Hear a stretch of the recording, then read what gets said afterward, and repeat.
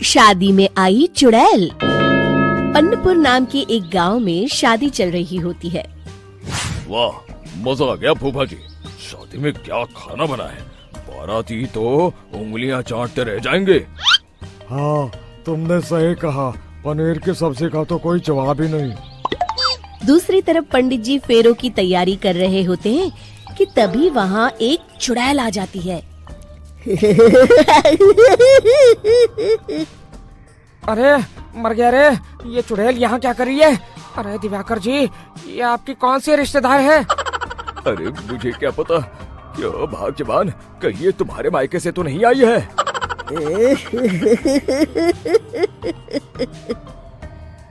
तुम लोगों की इस गांव में बारात लाने की हिम्मत कैसे हुई? मेरे रहते इस गांव में किसी की शादी नहीं हो सकती। अब तुम लोग देखो मैं क्या करती हूँ। अरे मर गया रे, मैंने सुना है ये जबान की पक्की है। भागो रे भागो, वरना ये चुड़ैल किसी को नहीं छोड़ेगी। हाँ, तुम सही कहते हो मोहन भाई। यहाँ से भाग लेने में ही हम सबकी भलाई है। देखते ही देखते शादी के मंडप में भगदड़ मच जाती है और चुड़ैल सब कुछ उजाड़ कर रख देती है। फिर एक दिन मोहन की शादी तय हो जाती है। अरे भाई, अगले हफ्ते मेरी शादी तय हो गई है, लेकिन इस चुड़ैल की दहशत के मारे तो मेरे हाथ पैर कांप रहे हैं। अरे मोहन, तुम्हारा दिमाग तो खराब नहीं हो गया? तुम अपने साथ साथ हम सब गांव वालों को भी बलि का बकरा बनाना चाहते हो? उस चुड़ैल के रहते तुमने अपनी शादी के बारे में सोच भी कैसे लिया? देखो गोपाल, डर तो मुझे भी लग रहा है, लेकिन उस चुड़ैल के डर से मैं जिंदगी भर कुंवारा तो नहीं रह सकता। तभी वहाँ मोहन के होने वाले ससुर आ जाते हैं। अरे ससुर जी, आप देखो, अब तक मैं तुम्हारा ससुर बना नहीं हूँ और शायद बनूंगा भी नहीं। ये आप क्या कह रहे हैं? मैंने तो शादी का कोड भी सिलवा लिया है। मैं अपनी बेटी की शादी किसी अच्छे गांव में कराना चाहता हूँ। तुम्हारा गांव तो भूतिया गांव है। मैं तो क्या, अब तो कोई भी अपनी लड़की इस गांव वालों को नहीं देगा। इस तरह चुड़ैल के डर से उस गांव में किसी की भी शादी नहीं हो पाती। फिर एक दिन गांव के जमींदार अपनी बेटी की शादी करने का विचार करते हैं, लेकिन चुड़ैल के डर से उनकी भी हिम्मत जवाब दे देती है। अगर मेरी बेटी की शादी तय समय से नहीं हुई तो मेरी नाक कट जाएगी। मुझे कुछ करना ही होगा। एक सलाहकार के कहने पर जमींदार काशी से एक बहुत ही नामी तांत्रिक को अपने घर बुलवाते हैं, जो भूत चुड़ैल को पकड़ने में माहिर माना जाता था।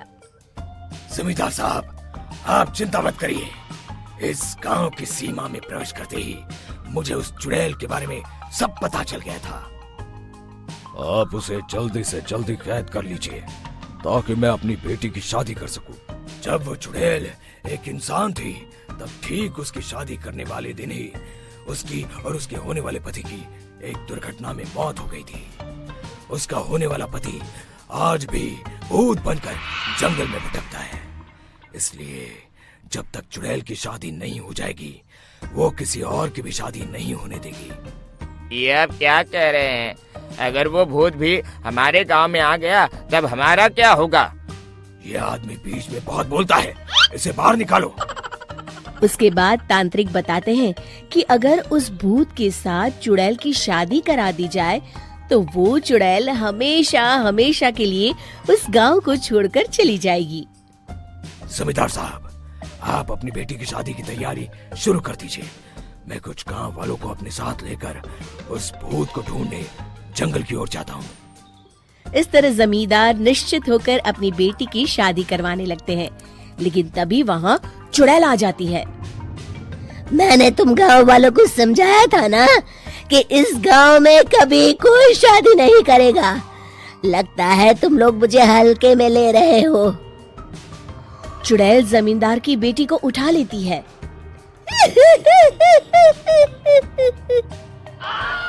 अब देखती हूँ बिना दुल्हन के तुम लोग शादी कैसे करोगे।